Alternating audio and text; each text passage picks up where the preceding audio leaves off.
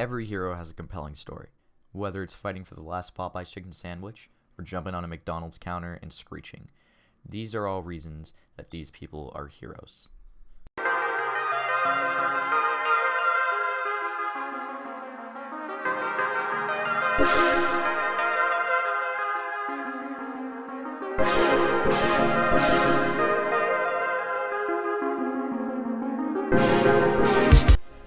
Scott Pilgrim vs. the World is a story of a controversial hero going through many downfalls, but rising back up like any hero would. His character, his backstory, and most importantly, his roommate all play a part in his decision making, and that is the most beautiful part about his character in my personal opinion. Let's take a look at some of his flaws though.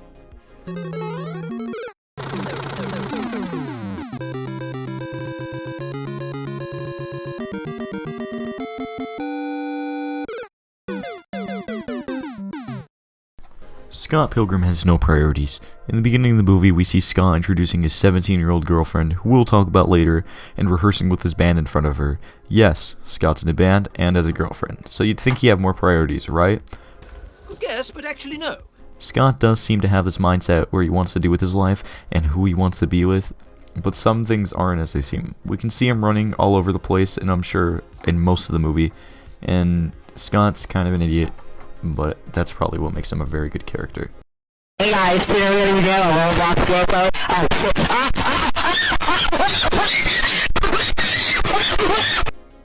As we looked at before, Scott is dating 17-year-old Knives Chow, who's the best girl, by the way. No, that's wrong! I beg your pardon, good sir. The best girl is actually Stacy Pilgrim. Come on, man. Can't you tell? Her hopefulness in Scott's life, her looks, her personality. I mean, sure, she only has like 4 scenes, but imagine a girl like that in your life. Okay, I get it. You like Stacy Pilgrim. But can we both just agree that Knives and Stacy are both better than Ramona? Oh yeah, definitely. Ramona's a dumb bitch. Oh yeah, Ramona. We haven't introduced her yet. Ramona Flowers is a girl Scott saw in his dream one time and almost immediately fell in love with her and had to get to know her. I know, you must be thinking, wait, but he's dating Knives, right? And there's probably my least favorite part of the movie. Although some people would disagree. Scott essentially cheats on Knives with this Ramona chick and doesn't tell any of them. How does he keep this up? Well, he broke up with Knives without a good reason whatsoever. This is all because Scott is dumb and immature, leading us to the last flaw of Scotty Boy. No pomegranates! No pomegranates! None! Now, Scott's dating Ramona. Is that it?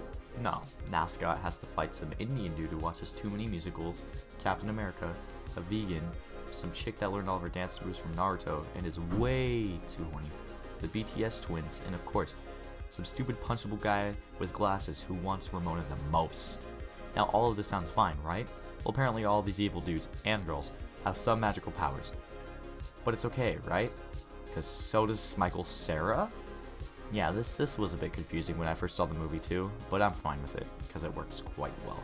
Note that all of these flaws aren't flaws in the movie itself, they were just intentional flaws to give the main character more character, which leads us to Scott Pilgrim's upsides. Selfie. Let me see it.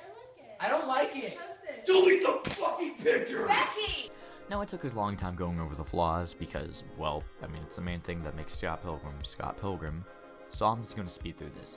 He has knives, he has powers, he can play bass, he kills everyone with his powers and kung fu. He has Ramona, I guess this is kind of an upside, and most importantly, he never loses ever because of his one-up.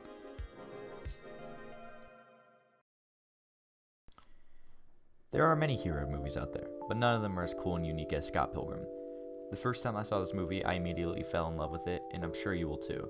My personal rating for this movie is 10 out of 10 stars, and remember, this is all based on my personal opinion, and you may hate this movie, but if you do, you're kind of crazy.